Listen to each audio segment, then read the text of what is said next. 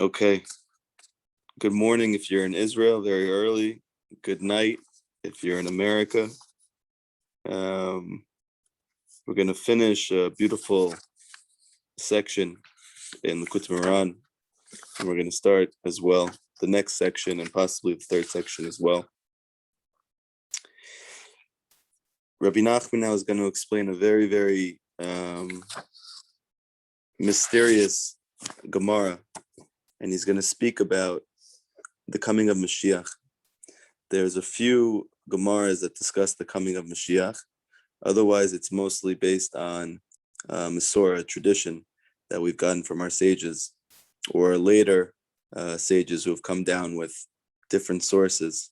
But there are certain Gemaras, especially in Masechet Sanhedrin, that discuss the coming of Moshiach.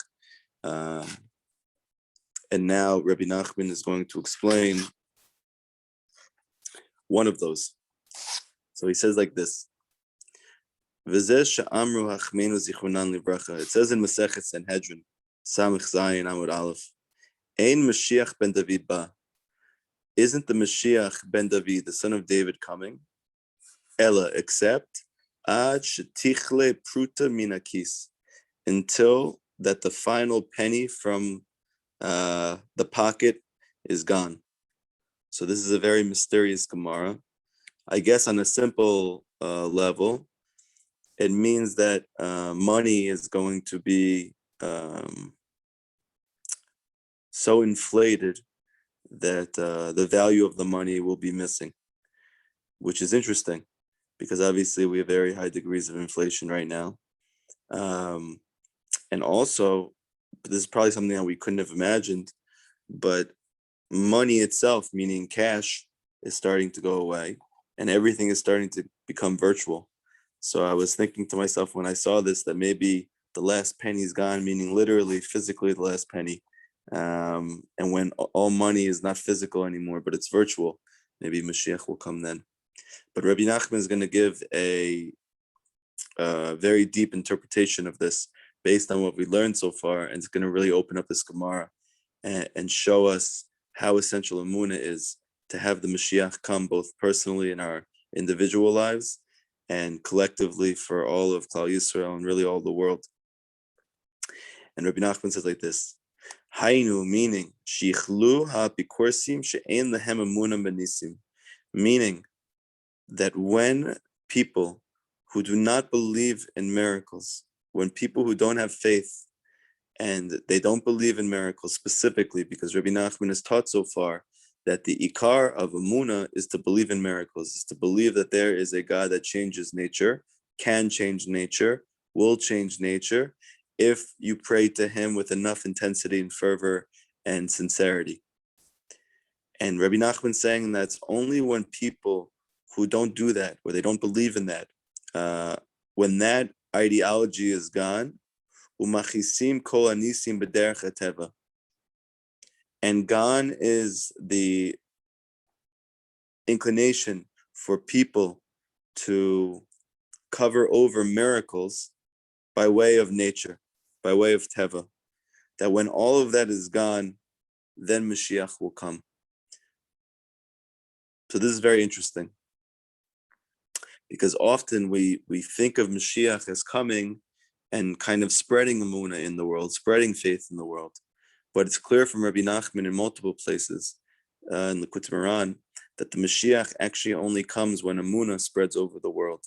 That emunah, so to speak, is the seed which needs to sprout in the world before the Mashiach can come. And the proof of that, or the sign of that, is that people stop rationalizing miracles as being that of teva, as being that of nature. We know the very famous gematria of teva, which is nature, is Elokim as well. Hateva is the same gematria as Elokim. There's different names of Hashem, different names of God. One of those names, Elokim, signifies when Hashem enclothes himself within nature to be able to produce effect in the world. And he uses the name Elokim to do that. This is the reason why the name Elokim is plural, because the forces of nature are multiple. So he's enclothing himself within Elokim, and he's affecting the world through that name, so to speak. And this is the same gematria as teva, as nature, because it looks like nature. That's the whole essence of Elokim. However, the truth is, it's really Yud Kei Vav Kei. It's really Hashem. And Hashem is only enclothing himself through teva, through nature. So he's really trying to say something very profound, that everything that happens in our life on a day-to-day basis, that we take as teva. Let's say, for instance, I wake up now, I have breakfast. It's easy. Yeah. And I go to the store to purchase something and they have it and I buy it. Normal. And something happens during the day. And all of a sudden I was supposed to go somewhere. I get a phone call last minute not to go there. And then chas v'shalom, something bad happens over there, but I missed it. So all of these things, Rabbi Nachman says that a person who has real emunah, he understands that there's only hashgacha pratit. There's only providence. There's no such thing really as nature. So therefore, all of these things which look like teva, they look like nature, they're really miracles, because Hashem is constantly changing everything at every moment, and therefore everything is a nace. And it's not beteva. It doesn't have to be like that. It just looks like that. And because it looks like that, the majority of people believe that that's all it is. Rabbi Nachman is saying the Moshiach is not going to come until we stop attributing all of these things to nature and begin to attribute them to the Yad of Hashem, to the providence of Hashem himself. Now, if you just think about this on a practical level, the amount of gratitude that's going to elicit from this, if you, let's say, for instance, you want to do Hibodedu today, or tonight or tomorrow, and you're talking to Hashem about, thank you for this, thank you for that, and you start to realize that a person with real emunah, let's say I had real emunah, I would realize that nothing is teva at all. There's no such thing as nature. So now all of a sudden, all the different things that happen to you in the day become so much more profound.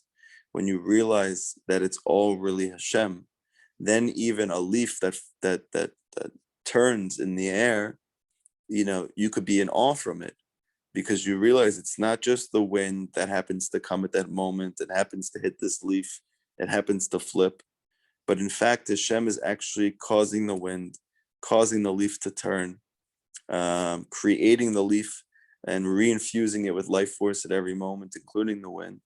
And you can become in tremendous awe from this, that nothing is just happening, nothing is stam, everything is a nace, everything is a miracle. Kikar nisim be'eretz Yisrael, because the essence of miracles are in the land of Israel. Ki eretz Yisrael shotat achila, because it says in the Gemara in Masechet Tanit, which is dealing very much with the laws of if it doesn't rain in the land of Israel, what are the certain measures that we need to take as a people in order to try and elicit rain from Hashem? Because according to the Gemara, it's very clear that rain is actually a miracle. It's a nace.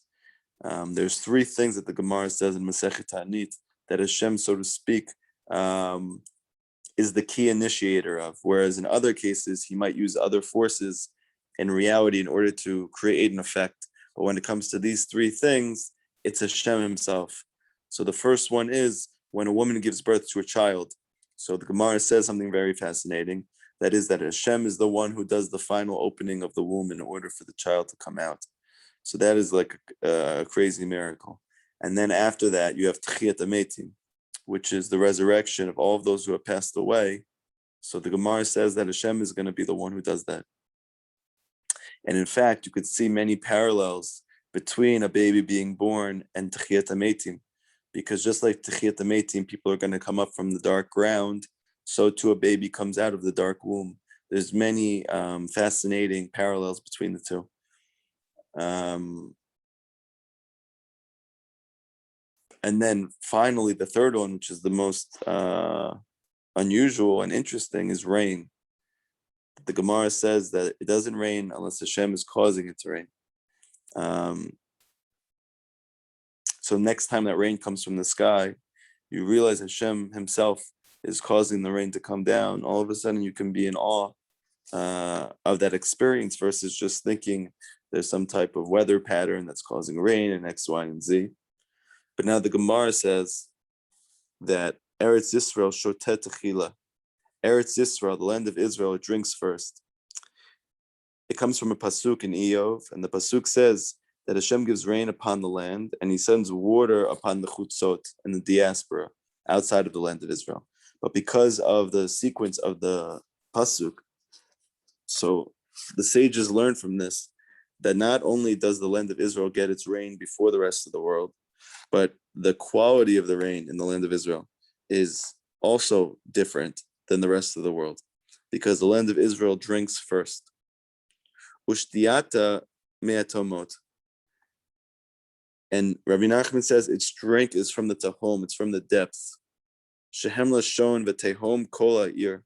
Like the pasuk says, that they were all amazed in the city.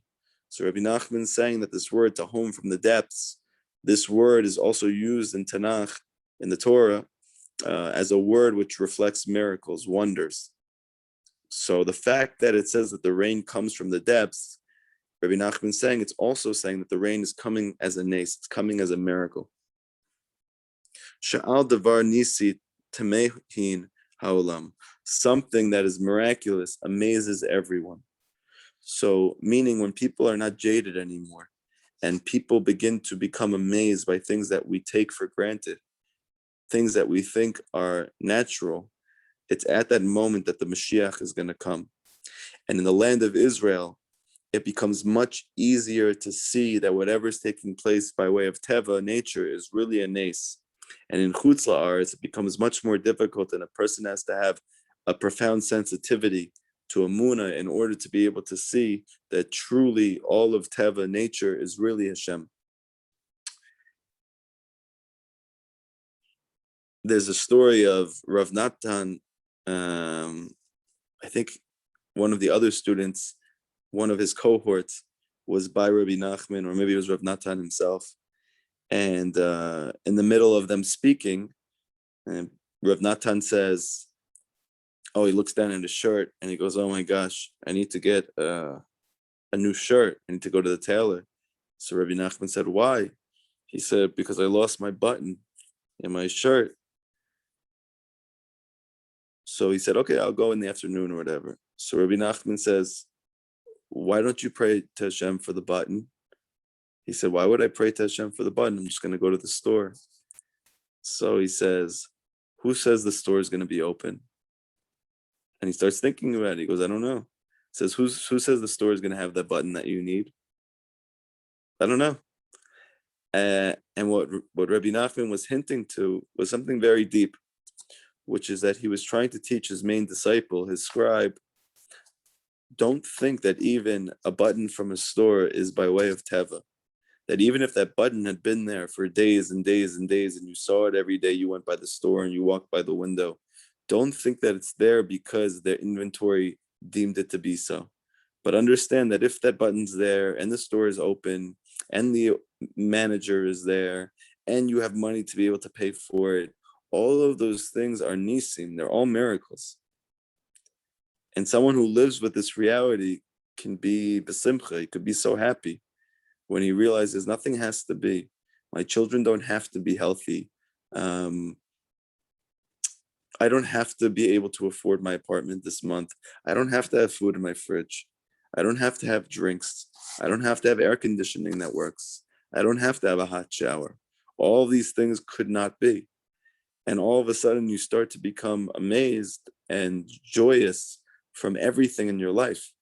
I remember when the COVID started, my mother got a gift from one of her friends, like a fruit basket in front of the house.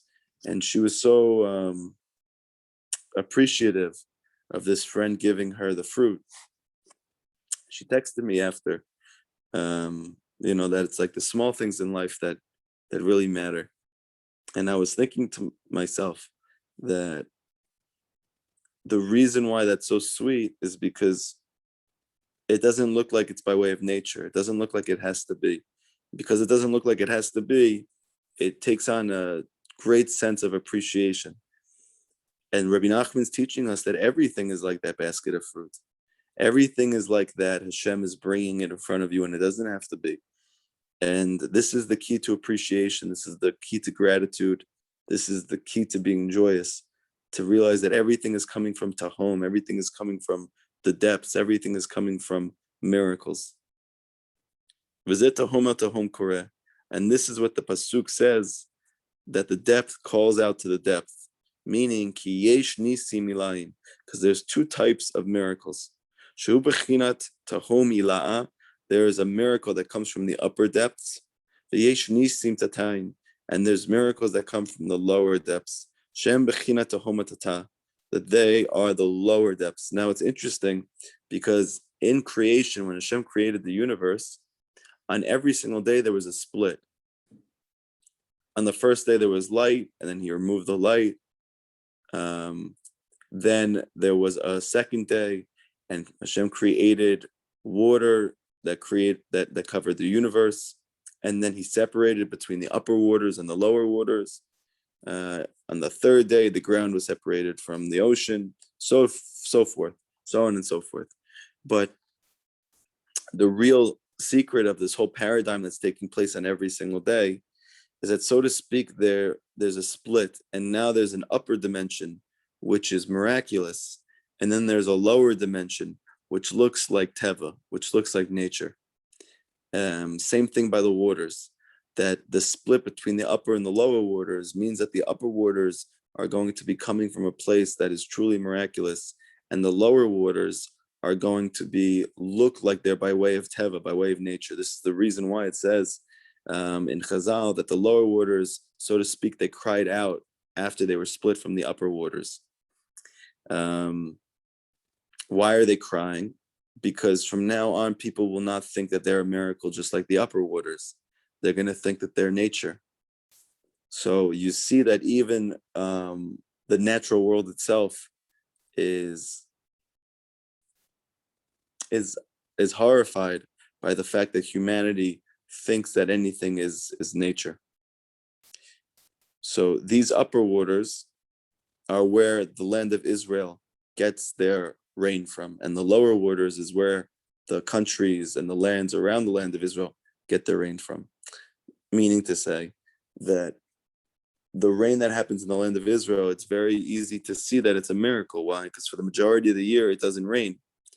And you see so many stories from the sages that the Jewish people had to fast and they had to come together to pray in order for it to rain.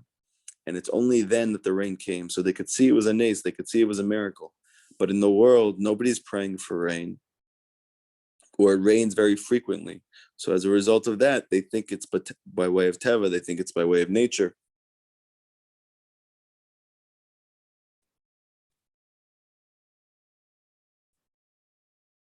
And it's interesting because we're talking about how when does a Jew begin to suffer? When he has a chesron and a muna, when he has a lack of a muna, when he doesn't believe in miracles, when he doesn't believe that everything is wondrous and by way of Hashem's providence.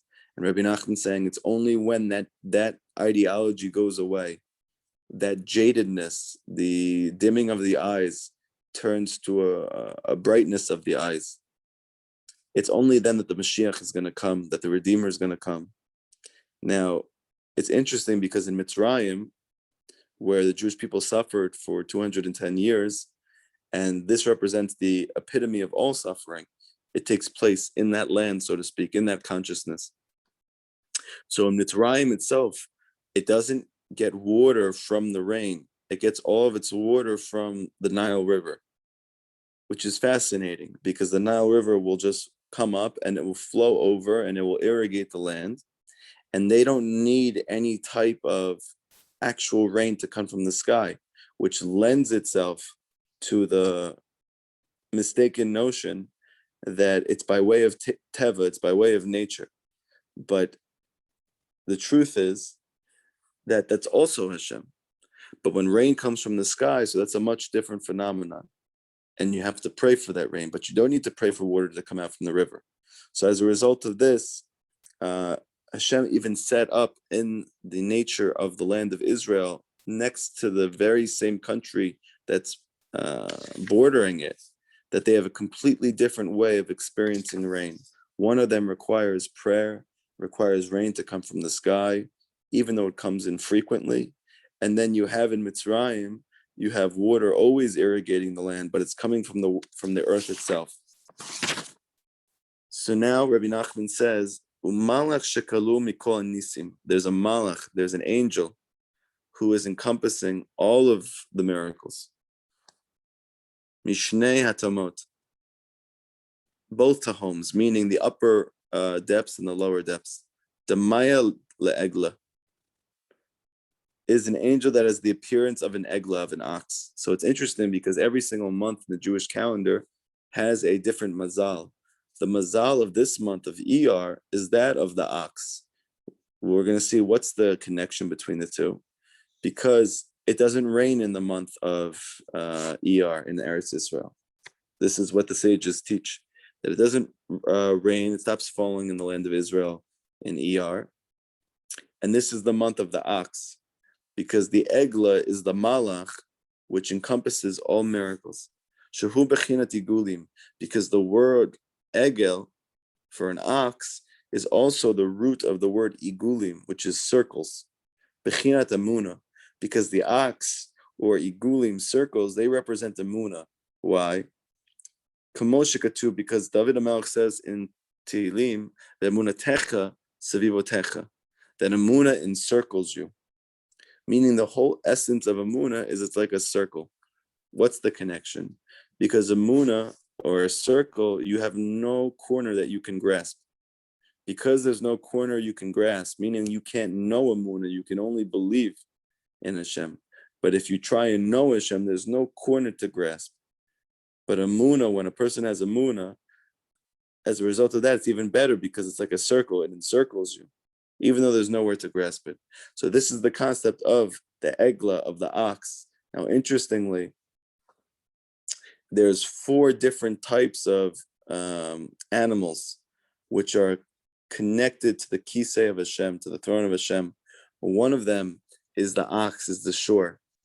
And it's often associated with Yosef, that there's different of Yaakov's children. Yehuda is usually associated with the lion, and Yosef is usually associated with the ox. And that's fascinating because the whole entire ikr, the whole entire essence of the tzaddik, of Yosef, is he gets us to have a paradigm shift. That he gets us to understand that in truth, even though everything looks like teva, it looks like nature, it's really igulim, it's really circular, it's really amuna, it's really faith, it's really miracles. And this is the whole essence of the tzaddik, that he is like the malach who contains both the upper and the lower miracles, because he shows that everything is a miracle. And now we can understand as well why Rabbi Nachman says that it's only b'schut the tzaddik emet, the true tzaddik, that Moshiach is going to come, because it's the tzaddik who's going to teach everybody amuna. It's the tzaddik who's going to make us all see that in truth everything in our life is a miracle. And when we realize that there is no such thing as teva, because the tzaddik Rabbi Nachman is teaching us that, it's through that the Mashiach is going to come. Ufrita siveta, that is that the Gemara says that the ox, its lips are split. What does that mean? Shehu bechinat tefila. So Rabbi Nachman says something interesting. He says, what does it mean that the ox's lips are split? Because lips being split or open is reflective of prayer. Kamoshikatuv. Like we say in the beginning of the Amidah 3 times a day, Adonai sifatai tiftach. My God, open my lips. And what's the deep secret here?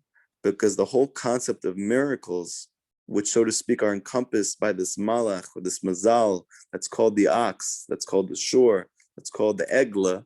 So his lips are split open, because the whole ability for a person to be able to experience miracles in their life is their mouth needs to be open, because it's tefillah that causes miracles.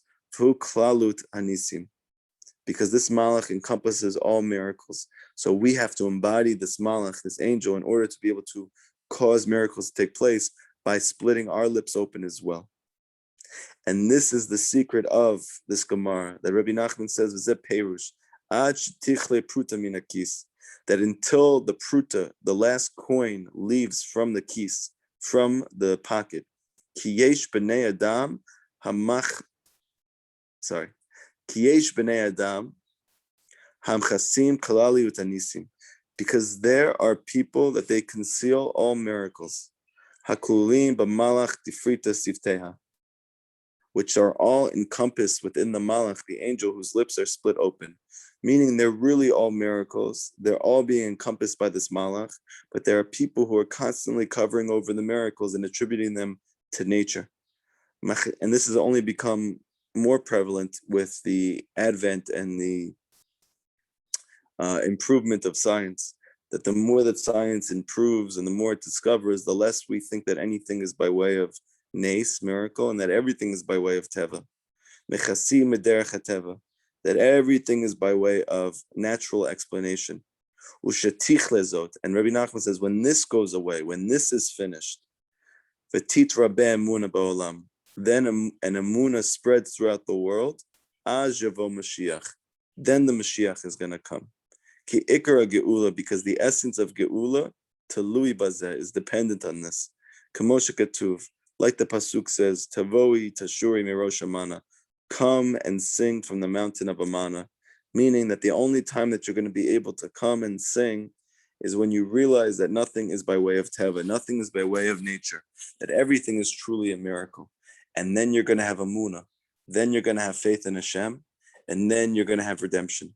And this is the important lesson in our life, that a person should not think that things are just happening, that I have some type of disease because I have a genetic predisposition, that I have a certain amount of money in my bank because I made a certain amount of money this year, and so on and so forth.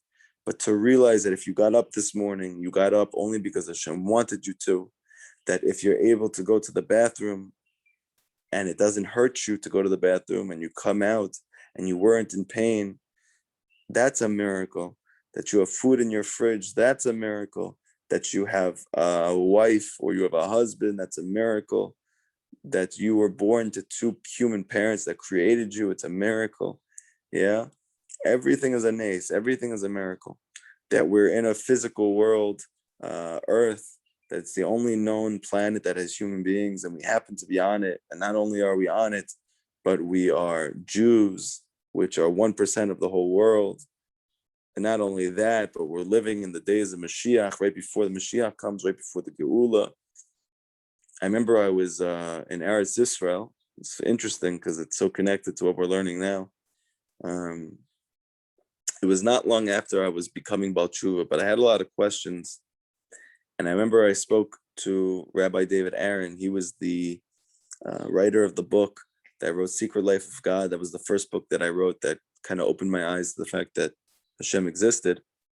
And I remember when I met him, I was like in awe. I was awestruck because this is the person who made me realize that God exists. So I was very indebted to him. And I remember I came to Israel and I came to his class. And after the class was over, I asked him if I could ask him a question. And he said, sure, how much time do you have? So I thought he was trying to tell me, he doesn't have a lot of time for the questions. So I said, I'm not busy. Oh, the name of the book is The Secret Life of God by Rabbi David Aaron. I highly suggest it. So he said, do you want to walk around Yerushalayim with me? And I'm like, wow, yeah, I would love to. So he starts to walk me around the old city. And my wife says, who was my girlfriend at the time, she said, my boyfriend David has a lot of questions. Can you please answer them? So I thought he would say, sure, give me a question, no problem. He said, yeah, give me every question you have. So for like an hour, I was reeling off deep philosophical questions that I've had that have caused me to struggle my whole life with faith, to believe. So one of the questions that I had was, why is it that in the Torah you have so many miracles, so many open miracles, and yet I've never seen any miracles in my life. Nobody's ever seen any miracles. So he said to me, David, can you look down for a second? I said, yeah, sure. So I'm looking at the floor and I'm looking around, and he says, do you know that for 2,000 years, your ancestors, your great-grandparents, have been crying every single day to be able to come back home, to be able to live in the land of Israel? 2,000 years, Jewish people have innocently, in the context of their own home, in the context of their own heart, been crying to go back home for 2,000 years. And now 2,000 years later, the nations of the world decide that they want the Jewish people to have a home that's called Eretz Yisrael. And the Jewish people have come back. And now you're standing here and you're a Jew and you're alive after the Holocaust. And you're back in the land of Israel, the same thing that your ancestors had prayed so deeply for thousands of years. Right before the Moshiach comes, that the Torah says that how are you going to know the Geula is going to come? When the Jewish people start to come back from all four corners of the world back to the land of Israel. So he says, don't you see that you're a miracle? Don't you see that you're a living miracle? This is a miracle. And I realized that it was. But this is something that I attributed to Teva, to nature. And now this rabbi had gotten me to reconstruct my thoughts and rethink the way that I conceive of events in my life, that it's truly a nace, it's truly a miracle. So just that paradigm shift brings the Mashiach closer, that when everybody starts to realize that everything is a miracle, it brings redemption in their personal life and in our collective life much closer. So now Rabbi Nachman is going to, and by the way, just a side note, I noticed that in Tefillah, when we sing Az Yashir, or also in other parts of Tefillah, we say Tiba, this word which means to sink. Like for instance, in Arvit, we say Ve'et Rodfehem Ve'et Zonehem Bitomot Tiba, that those who pursue us and our enemies, they're going to sink in the depths. And also in Az Yashir, we also say the word Tiba. Now, what's the interesting part of this? Because the word Tiba is the same exact word as Teva. The same word for Teva, for nature, is the word as to sink. Now, it's fascinating because Rabbi Nachman, so to speak, is saying that as long as a Jew believes that things are happening by way of Teva and not by miracles, his emunah sinks. And when his emunah sinks, miracles are not possible for him. And as long as miracles are not possible for him, he can't see redemption in his life. He can't see Geula in his life. We can't see redemption in our life. And this is why Rabbi Nachman is saying how important it is for a Jew that the main source of his wisdom is coming from spirituality and not from secular wisdom, because it's the nature of secular wisdom to cause a Jew to forsake his belief in something which is supernatural, which is spiritual. And it causes him to truly conceive and believe that everything in his life should be by way of nature. And this itself is the greatest tragedy, because it removes the possibility of redemption in a Jew's life. It removes the possibility of things changing in a person's life. Because as long as a person believes things can't change, or they won't change, or they haven't changed, they will continue not to change, because it's the belief itself that is the life force for the events that take place in our life. And that's why it's so important that you believe that things can be good, that they will change, because it's that belief itself that's going to cause the redemption. But now Rabbi Nachman's going to say, so why are we struggling so much to have faith like this? Why is it so hard to have a emunah like this? Because Rabbi Nachman says, Aval, however, you should know, it's impossible, lavola emunah. It's impossible to come to real emunah, meaning on the level of tefillah, on the level of prayer, on the level of nisim, on the level of miracles, on the level of Eretz Yisrael, the land of Israel, ela al yadei emet, except through the real truth of truths. The only way to be able to get to real emunah is through the truth. K'muva b'Zohar, like the Zohar says in the Pazuk, v'hayat tzedek ezor, that the justice will be belt for the hips, matna ve'emunah, and a faith will be a band for his loins. So the Zohar says, Hainu tzedek, hainu emuna. What is the difference between justice? What's the difference between faith? So in Kabbalah, it's explained that the lowest sphere of the 10 sphirot, the lowest revelation of godliness that we have within our soul and within the world is called emuna. In the language of Kabbalah, this is called malchut, kingship. There's different code words for malchut.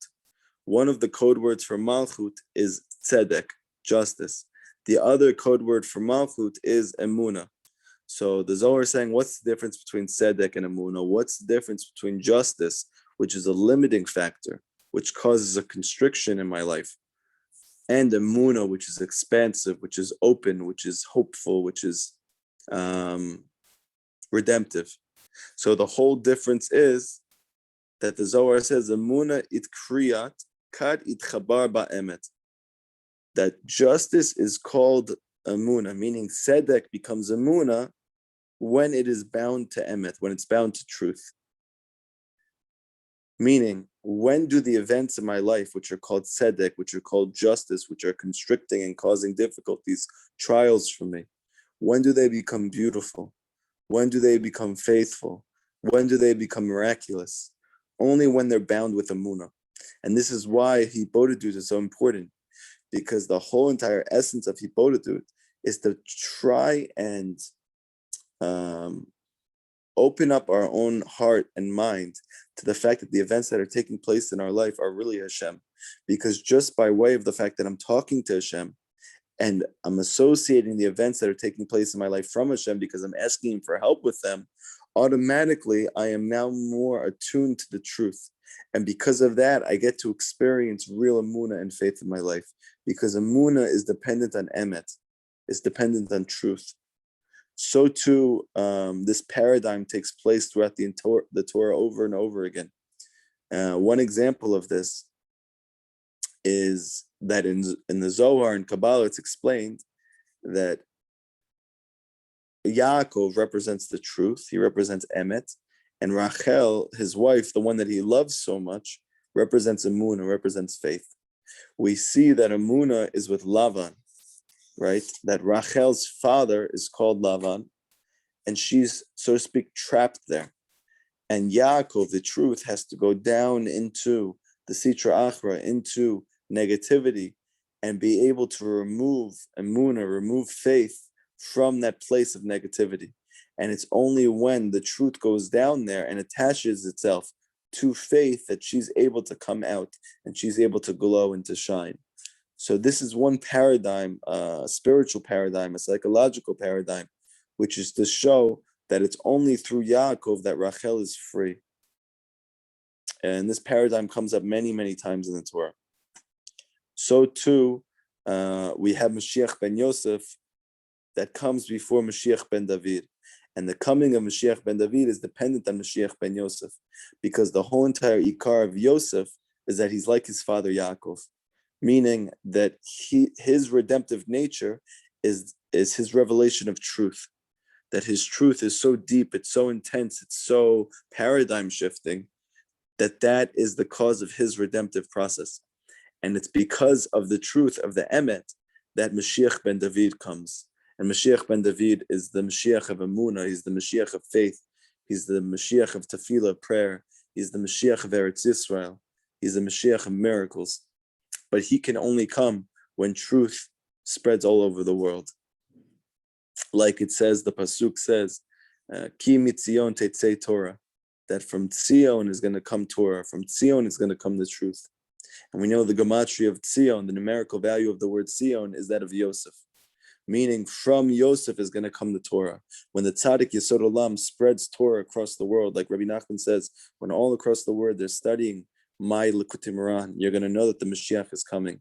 And now we, our organization, Tzion, gematria Yosef, the Tzaddik Yesod Olam, we have already gone across the world and taught this, whether it was across North America, and now we're in the land of Israel. B'ezrat Hashem, I hope to be traveling across the world at some point to be able to teach the teachings of Rabbi Nachman. So this is the truth that needs to spread over the world before faith can be there, because a person can only believe truly in miracles when he knows the truth, that there is nothing else besides Hashem. Eino milvado. There's only Hashem, only hashgacha pratit. Another connection that we see between faith and truth is that of the land itself. Because in Kabbalah it's taught that the word Eretz, land, always is a code word for Malchut or Emunah. However, the land is originally called Eretz Canaan. Canaan, says Rabbi Nachman, comes from the word Kanani, which means an impoverished one, someone who's poor. The Gemara said that there is no poverty except for poverty of Da'at, meaning that when a person doesn't believe that everything comes from Hashem, that is the greatest poverty. So originally, this land is called Eretz Canaan. It's taken over by 7 nations, which actually represent the forces of Teva, of nature.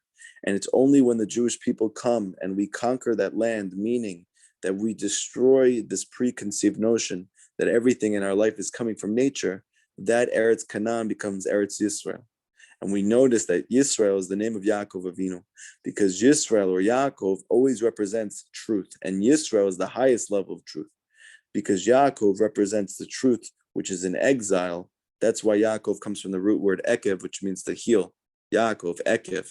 However, in the end, Yaakov is going to be holding on to Esav's heel, and he's going to show himself. And then he's going to be Yisrael, which is, if you flip the letters around, it spells Roshli, there's a head to me, meaning the truth is going to come out from this lowest, darkest place. That's the secret of the pasuk, that it says that the truth is going to sprout from the ground, meaning that the truth actually comes from the brokenness itself. And this is the paradox of life, that a person only comes onto Rabbi Nachman usually after he goes through tremendous suffering or some type of trial or tribulation in his life that makes him have to search for a deeper truth than nature, because nature has failed him, because the medical world has failed him, because the scientific world has failed him, and he has no ability to leave his circumstances by way of Teva, by way of nature. Now he needs to look for a deeper emet, a deeper truth, which is emunah, which is faith. And it's only when truth and faith are connected that a person can really have this level of belief that he can pray for miracles. So, we could actually see this is very obvious, because if a person, let's say, for instance, some of my students, they started to do Hibodedut even before they started learning Likutey Moharan. So they're doing Hibodedut, but they don't see that their prayers are getting answered, right? And they start to go into despair, into Yeush. And even Rabbi Nachman, he had students that after they met Rabbi Nachman, all they wanted to do afterwards, like we do, is they want to pray, because they see how prayer can really change their whole life. However, one of Rabbi Nachman's students said, my prayers are not getting answered. What was the tikkun? What did Rabbi Nachman tell him to do? What was the eitzah? Rabbi Nachman said, go learn more Torah. What does learning Torah have to do with praying? Because Torah is the truth. And the ability for your prayer to move from the level of tzedek, of constricted prayer, to be expansive prayer, to be miraculous prayer, is only when it's connected to the truth. Then Eretz Canaan, meaning your prayer before the truth, becomes Eretz Yisrael, becomes the prayer that's the prayer of miracles, that's the prayer of wonders, that changes nature.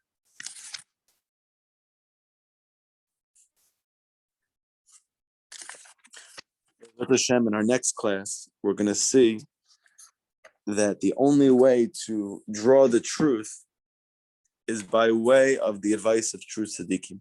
So that is probably the most essential part of this Torah. And it's fascinating. It's very, very fascinating how Rabbi Nachman describes the concept of advice and how deep advice is, how powerful advice is, how much it affects you, whether you know it or you don't know it. And you're going to see by the end of this why Rabbi Nachman says that the most important thing in your personal life is that you find a true tzaddik that you can get advice and learn Torah from. Because the ability for a person to be able to have real emunah, we're going to see, is dependent on the advice of tzaddikim. That means that the whole redemption of the world is dependent on getting good advice. That's very interesting. And we're all going to understand B'ezrat Hashem how that is after we learn the next section in Likutey Moharan. So does anybody have any questions from today's lesson?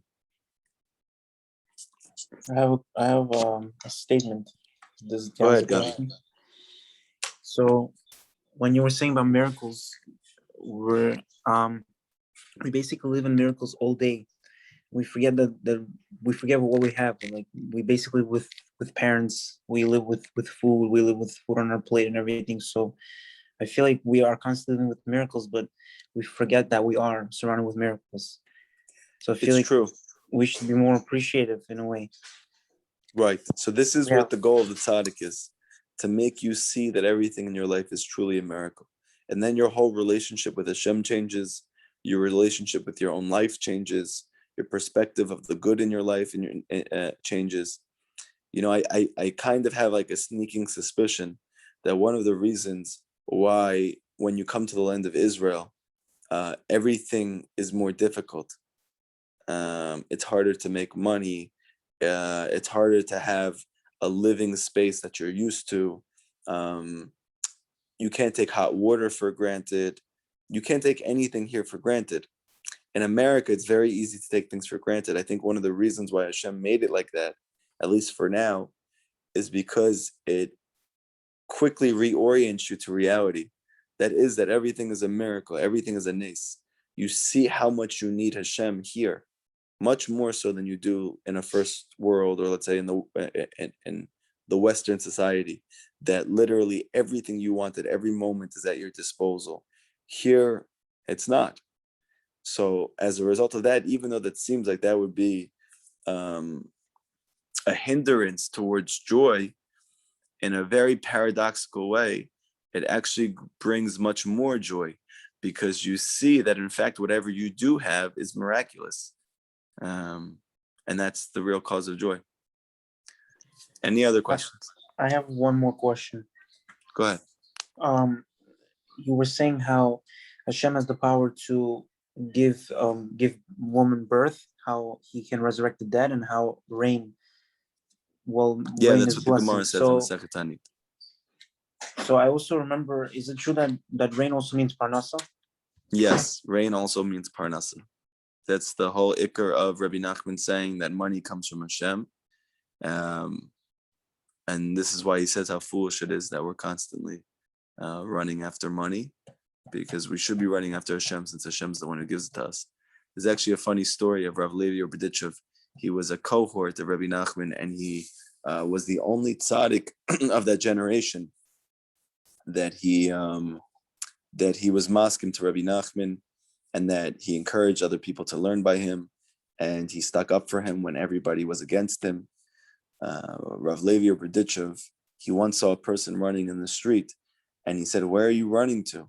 He said, "I'm running to go make money." So Rav Levi or Berditchev said, "How do you know you're not running away from it?" Meaning to say that you're running physically for money after it, but how do you know that the place that you're in right now is not actually the place where money is going to come to you? Because money comes from Hashem. This is what he was trying to, in a witty way, try to show him, is that you're running after money, but you might be running away from money, because money could be coming exactly where you are. The only difference is Hashem in your life or he's not. So, and this is obviously the highest level of emunah, to truly believe that your money comes from Hashem. Rabbi Nachman says if a person has enough emunah, he doesn't even need to leave his domain of his house in order to be able to make his salary. So obviously this is a very high level of faith, but this is what the tzaddik teaches. Any other questions? Rav, do you think that Yes. it's easier to have Emunah in Eretz Yisrael as opposed to having Emunah here in the States, because everything is kind of like you said, it's kind of at, it's easy to grasp, to take it for granted. Is it harder to struggle to have Emunah here where we have so much, or what do you say? Yeah, I think it is. That's kind of been my impression and my experience so far. I'm sure there's spiritual reasons as well, but here you need it, because that's the only way you'll survive. Many people here, they come here for a few years and they go back because they say it's too hard, or it's not what I expected, X, Y, and Z. And I think Hashem purposely made it this way, because the Torah says that the land of Israel vomits out its inhabitants. meaning that that part of us which is blemished, that part of us which doesn't really truly have emunah, that part gets thrown up. So either if you're a part of that situation, so you get thrown up with it, but if you have real emunah, then you're able to stay in the land. And when you're here, I remember like the way I got my apartment was really miraculous. But if I got that apartment like that in America, I might have just attributed it to Teva, to nature. Here, it was like so clear that it was Hashem. And I remember when I told somebody else, my wife's brother-in-law or husband-in-law, I told him the whole story. I said it was Hashem. He looked at me, he's like, Betach, of course. Because for here, it's so obvious to people that everything is Hashem. Because everything feels miraculous, because it's difficult. So, Rabbi Nachman is making it pretty clear that Emunah is much more bountiful in the land than outside of it. And I'm sure that's the reason why Hashem made it like he did. Any other questions?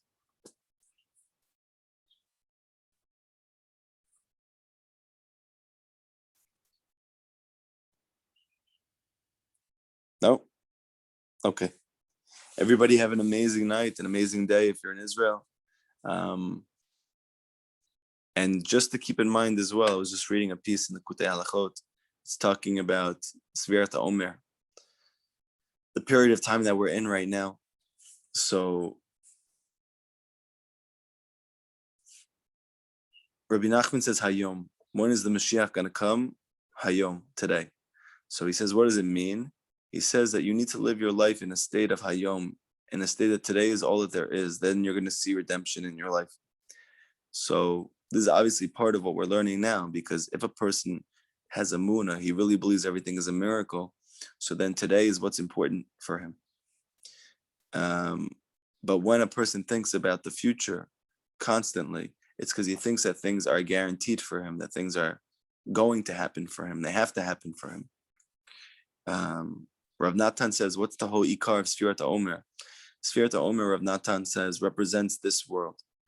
That this world, so to speak, is like before Shavuot, it's before the coming of Moshiach, it's before the receiving of the Torah. And the whole ikar, the whole essential mitzvah activity of this world is to count your days. Meaning that the whole way that you become tahor, that you become pure, that you gain emunah, is by realizing that you need to count every day of your life. Not to think, let me start tomorrow, let me start a week from now. Not to think to yourself that you have tomorrow or a week from now. But just like in Sfirat HaOmer, that it's a mitzvah to count every day. Every day is special, every day is unique, every day is a different name. So too, Sfirat HaOmer is teaching us that we need to count our days, and we should not waste time, and we shouldn't waste possibilities to grow closer to Hashem. We should take every day that we have and see it as precious. That Rav Natan says it's never going to come again. You're never going to have another day like this.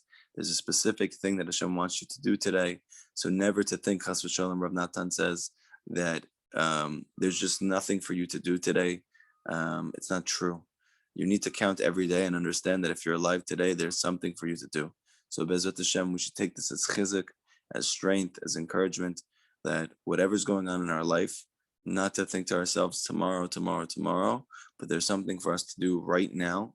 And the ability to be able to see that is obviously that you have emunah. So Be'ezrat Hashem, we should have emunah that's connected to the truth. And as a result of that, the Moshiach will come for us. Be Merav Yameinu. Everybody have an amazing day. Shikoyah.